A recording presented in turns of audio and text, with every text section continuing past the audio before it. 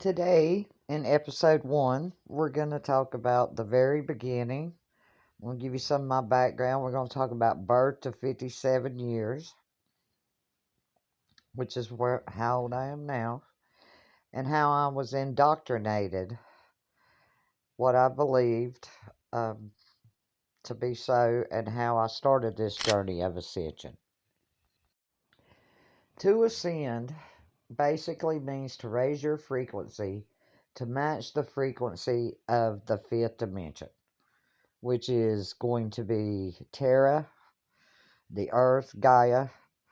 When Jesus comes and the rapture happens,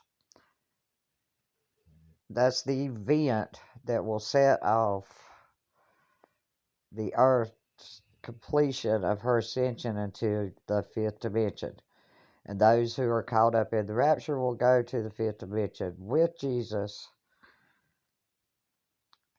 because it's heaven. It'll be heaven on earth. It'll be the Terra earth, not the earth we're on now. It's all about timelines. So they say that we plan our own incarnations with the karmic board, ascension board. It's been planned for millions and millions of years for the earth to ascend. She's ascended before. There's this whole cosmic origin thing, and I would highly suggest Ishmael Perez.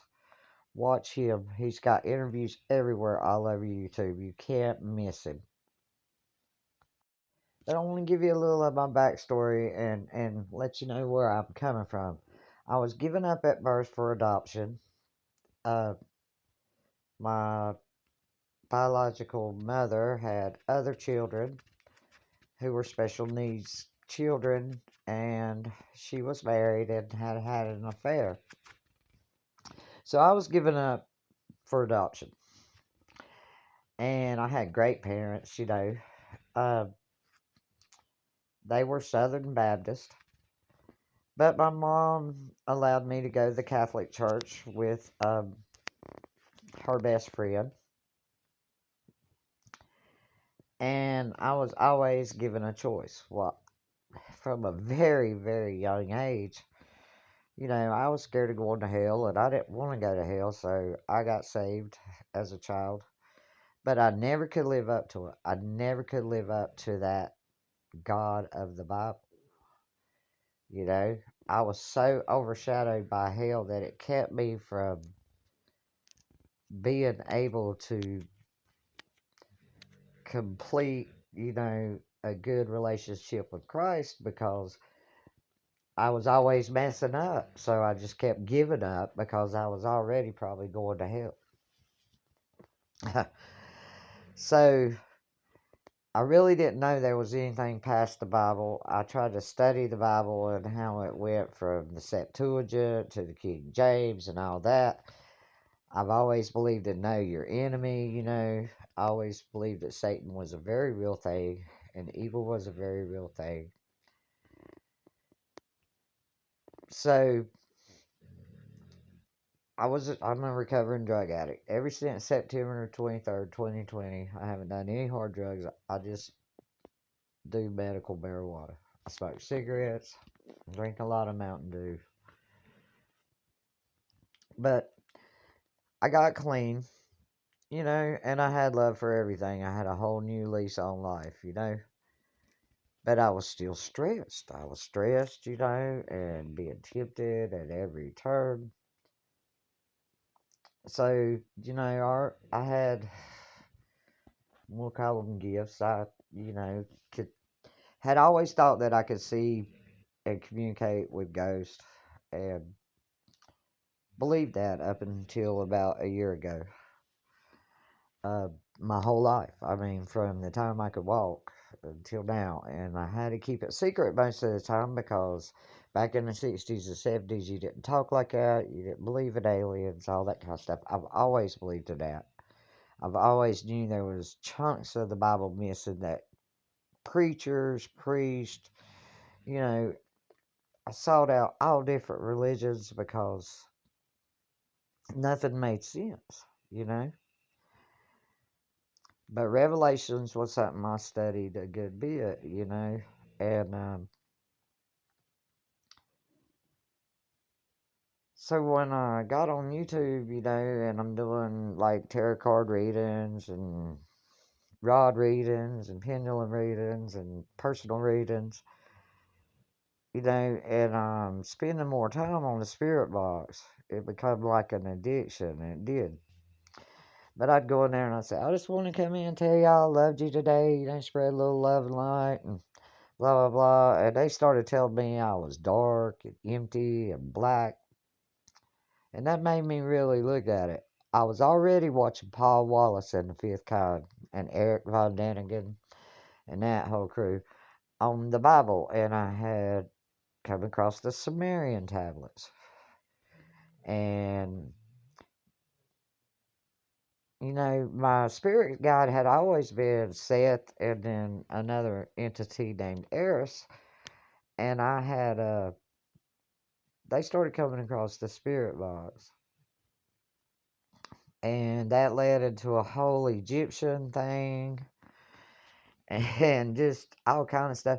Anyway, it ended up being a dark night in my soul, and it led me down this journey. Well, so everybody said, you know, you need to meditate. You should meditate. And I had meditated years before, you know, on and off throughout. But when you're doing drugs, you're just pretty much doing drugs. You're not meditating.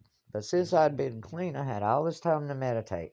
So I'm meditating and I'm watching Paul Wallace of the Fifth Kind.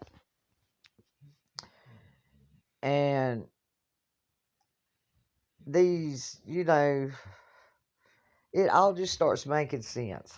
It all starts making sense. I start putting everything together. Long story short, I find out I'm not seeing ghosts and talking to people's lost loved ones and stuff all these years. That you know, I tried to avoid them all these years while I was doing drugs. Couldn't deal with the ghost of the drugs too. But anyway, totally clean now. It was not ghosts all these years. It was interdimensional beings, which deliverance ministers, which I was listening to, Isaiah Salvador, Supernatural Life of Daniel Adams. I still watch all these. Ed Citronelli, uh, Alexander Pagani, you know, Pastor Vlad. I support all these because I believe in deliverance ministry. I believe it's needed. But I also believe that the Bible was manipulated and coerced and mis and translated and just a lot of stuff. And it took a lot to convince me of that because I totally believed in the Bible and every word that it said and just how it said it. It took a lot to convince me. A lot of Eric Von Daniken, a lot of the Fifth Kind. And then I come across Billy Carson for Forbidden Knowledge. And he says, you know, this God that I'm afraid of, you know, in the Old Testament, this one that's probably gonna send me to hell because, you know, I just can't get it right no matter how hard I try. Puts their pants on one leg at a time because they're Anunnaki, you know, and I'd already started looking into the Anunnaki and finding out about the Anunnaki and you know, doing my research. And he pushed me to do my research. You know, he said, don't take my word for it. Don't take anybody's word for it. Do your own research. And in Revelations, where they give the warning that started me on this kind of journey in a way, is what keeps me on it instead of just, it's been a lot. There's been so much information. It's like overload. Um, and it says that even the very, best of Christians or whatever will be deceived. And they've always said, the deliverance ministers that I always listen to, and I'm not saying they're the ones that are giving us the false information. They're teaching the information we have. And I understand that. I'm not judging anybody here, especially myself. But I always had all this doubt, and I was scared to even bring it up to Jesus and say, hey, I don't really agree with this. At the Bible, this big gap, I can't go with this narrative all the time. So basically, reading the Bible, studying the Bible, trying to be a good Christian, and just never could get it. I just couldn't get it. I don't know if I really wasn't saved or if the Holy Spirit wasn't in there, if I was quenching the Holy Spirit, if I was pushing it away. But this went on my whole life.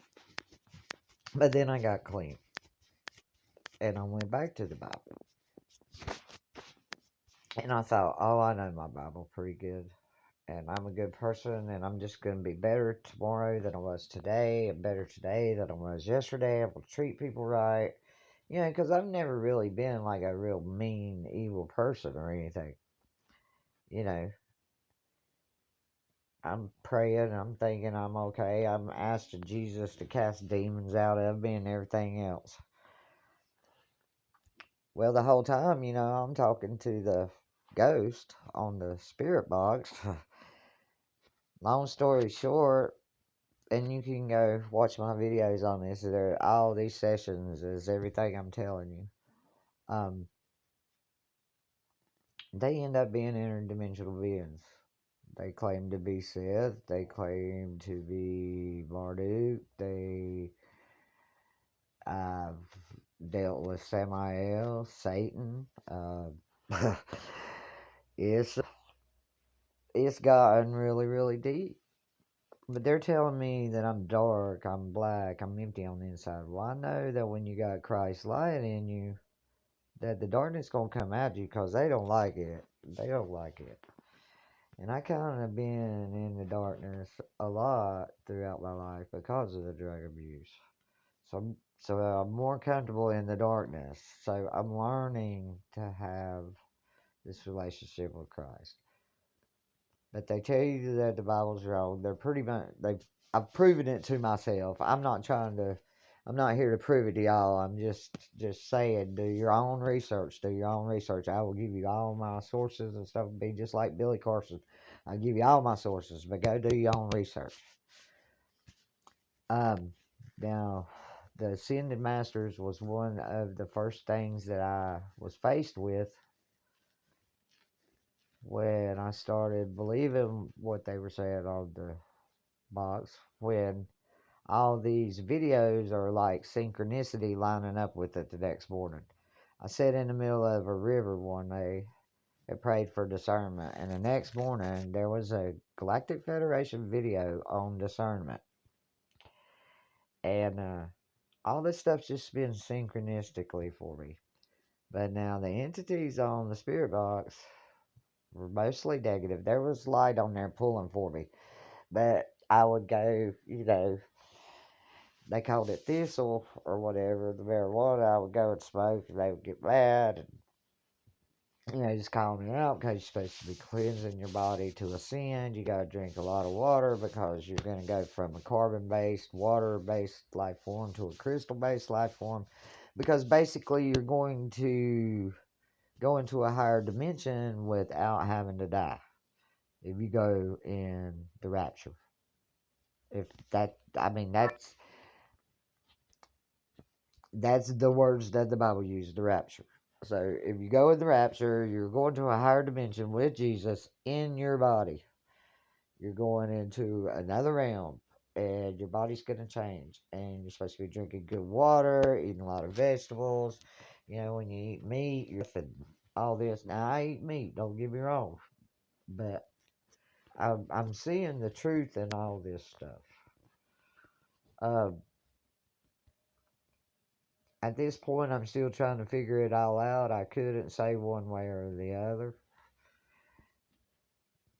There's just so much that I have to really, really look at. Like, I want to start with the Ascended Masters. I had never even heard of the Ascended Masters. And still, first I started listening to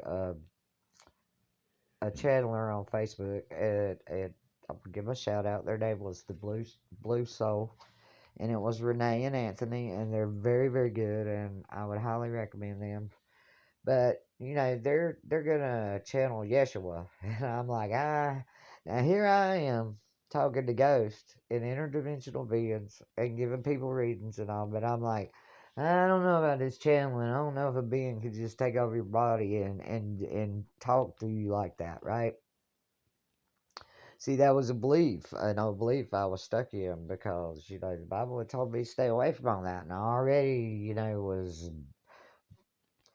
considered a witch if you put labels on things. So anyway, I started meditating because some stuff happened on the spirit box. I kind of showed my ass and challenged the hierarchy of hell, and got into some deep, deep, deep spiritual trouble. But God, they, the Federation of Light, the ongoing awakening right now says there is no hell. And heaven is raising dimensions. You just keep going, it gets better and better and better every dimension that you go up. I can see that. I can believe all that. So what I'm going to look at in the next video is how my first rabbit trails and all were the Ascended Masters, because I'd never heard of them. There's like a lot. Now, if you look up, most Google sources say around 24, 28 maybe, but there's a lot. There's a lot of Ascended Masters that they're claiming. But you got to realize these are, souls, like, I believe in reincarnation. So, these are multiple lifetime beings who have ascended to these high dimensions, and we're trapped, imprisoned in this third dimension because it's full of fear. It's fear. Everything's fear based. Everything is fear based. I was scared to even ask Jesus anything that erred from what that Bible said because I was scared of going to hell, for questioning God. But I had to let go of that fear. That was the first fear I let go of. And even if hell is real, I probably will deserve it. And God is the ultimate judge of that. I'm not. But that took Jesus.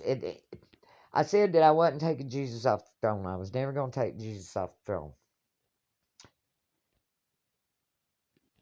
I had to let go of some things I believed about him, and I had to open up to some things I believed about him. And just being able to talk to him without fearing that I may say the wrong thing and get sent to hell made a big difference. It made him more relatable and made it easier for me to go inside and look at the things that I had done that are wrong, where I hadn't loved my neighbor, where I had treated people fair.